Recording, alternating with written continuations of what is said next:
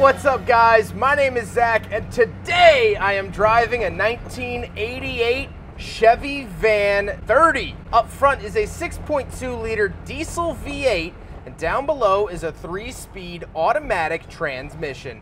Now, I am super excited to be driving this Chevy van because this used to be a United States Air Force vehicle. This was a runway maintenance vehicle, and so it was actually used to service either parts of the runway or the planes on the runway. I'm not totally sure, but it has a very interesting story to tell, and I'm excited to share that with you today.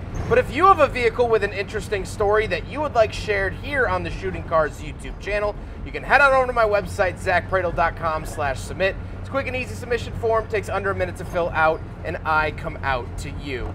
But let's get back to that 6.2 liter Detroit diesel V8 under the hood. Well, back in the 1980s, diesels were still just sort of creeping their way into commercial vehicles. They really began showing up on the scene in the late 70s, and into the 80s, they started to become more and more common, like you would find here in this Chevy van.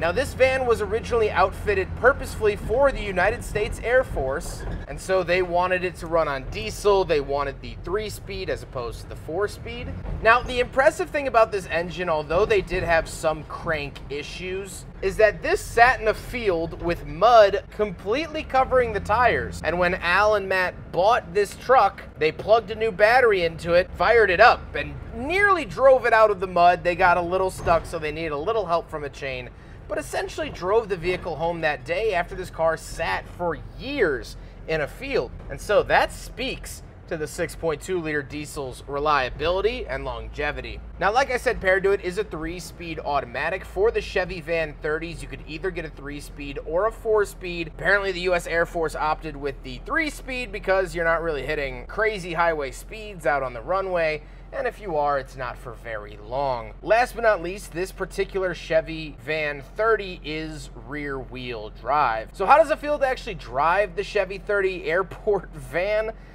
It is large and in charge. You cannot see the hood in front of you. It's a very short nose, so it's not right on top of the front axle, but you feel dang close to it. Brakes are very touchy. Steering is heavy. Visibility is awful. But it wasn't meant to be driven around suburban neighborhoods like I am today in this video.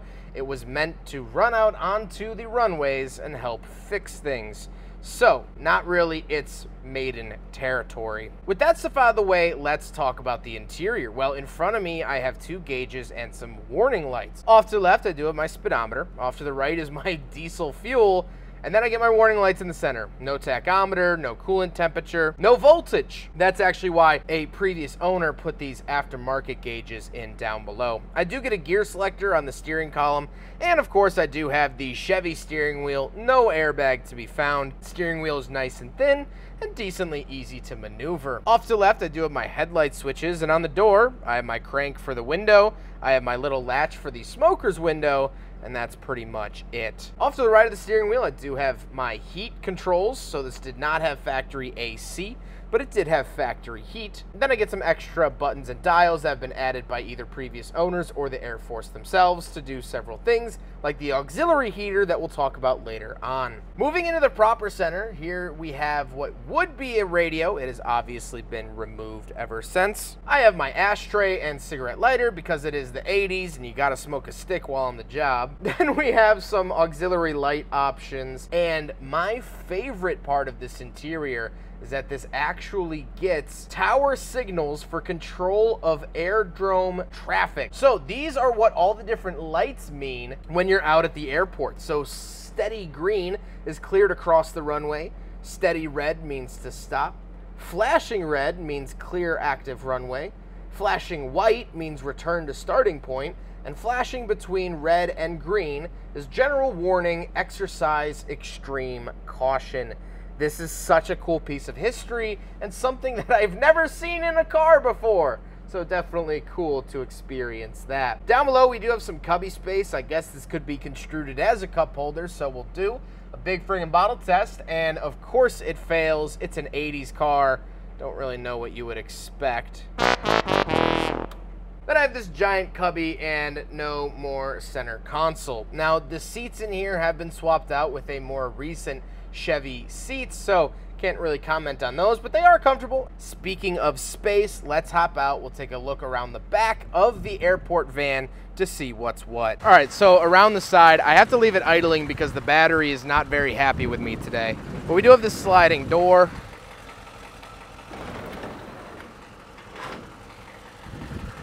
Pretty neat.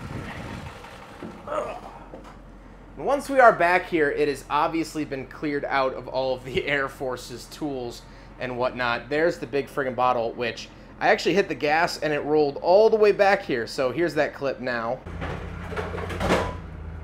But once inside, I can nearly fully stand up. Actually, not nearly. I can fully stand up and I'm not hitting the ceiling. This is that auxiliary heater I was talking about, that off to the right of the steering wheel you can trigger on and off. And it is just a little radiator, so to keep stuff warm back here. I also can come up here, dome light on and off, you can see. So pretty unique back here. It's just cool to imagine all of the airport specific tools that were back here and jumping in and out. Let's move the big friggin' bottle because I'm gonna open up the rear doors. Stay there for now. Come out here, because the rear doors actually have something interesting on them. So first of all, they tend to fly open, so you gotta kind of lock it and then bring it around, open it like that. But then you see these bump stops and this weird looking stick. Bring it around town. You can actually use this stick, there we go, put it in there, and now the rear door is actually held open. So if you're getting a bunch of tools out, if it's a windy day, they're not gonna come whipping around and close on you or hit one of your crewmen or something like that. So really, really cool design. And I love these little pieces of technology that are so crucial for vehicles like this. So really, really cool stuff. Here it is from the back view, in case you're wondering, but definitely very, very unique and very interesting. Now we gotta talk about the looks, and it's not a very pretty vehicle, but it's a utility vehicle. It's not supposed to be pretty.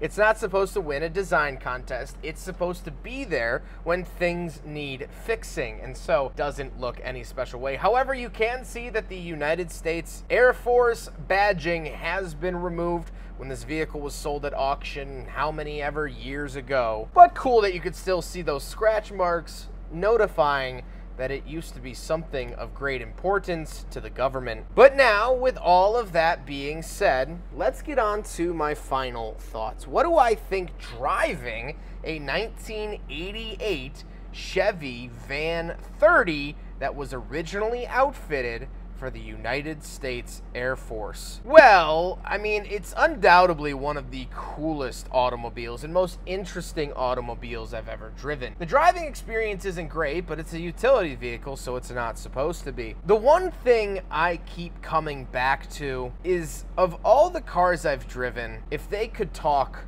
I would want to hear this van's story the most. The amount of late nights and early mornings this vehicle experienced could probably fill multiple coffee table books. The late night jobs, the last minute fixes to make our Air Force function must have been brilliant from this little van. And that to me is so special. That's what makes this vehicle so interesting to me. Not the way it drives, not the Detroit diesel, not the big box on the back. It's what this vehicle has experienced in its time after production. And so I wanted to bring up a small point. The Air Force Academy's class of 1988, the year of this vehicle, graduated with the motto, Fides Interpida, which means faith has no fear. I like that quote. Faith has no fear. The men and women of the United States Air Force are some of the bravest in the world. They have strategic problem-solving skills that some of us would only dream of possessing. And they have a bravery like no other. Their faith has no fear. And in order to make a system like that run, the strongest Air Force in the world, you have to have equipment that doesn't quit. You have to have equipment that you have faith will start every single morning and every single night. You have to have faith that your equipment is going to be serviceable to go out on the next mission. You have to have faith that it will all be okay. And through that, the Air Force had no fear in this Chevy Van 30. They didn't fear that it was going to break down. They didn't fear that it wasn't going to do its job, because it did. It did its job every single day until they no longer had a use for it and they had a worthy replacement. I'm not sure when this particular van was decommissioned, but it had to have been a sad moment because this van still has life left in it. But for now, it has left its place, serving our country and helping our men and women of the Air Force. So now, it's getting its well-deserved rest. And 170 until right for Desmond. 87, reduce speed to 180. Total 180, Southwest 2887. American 815, descend to maintain. 688, reduce speed to 210. 7000 speed, American 815. 688. Sherman Cargo 412, heavy, turn left heading 180. Left heading 180.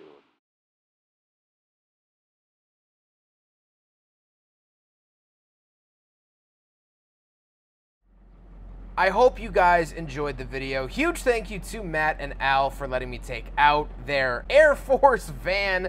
Such a unique vehicle. I don't think it gets more unique than this, ladies and gentlemen. They are absolutely awesome. They also have a YouTube channel, Wisco Shenanigans, which is full of really, really cool stuff. Vehicles like this that they pick up. Always something unique, always something interesting. And if I have something fun and unique on the channel, it probably came from Matt and Al over at Wisco Shenanigans. But I hope you guys enjoyed the video. Don't forget to rate the video, comment on the video, and subscribe if you really liked it. Take care, guys.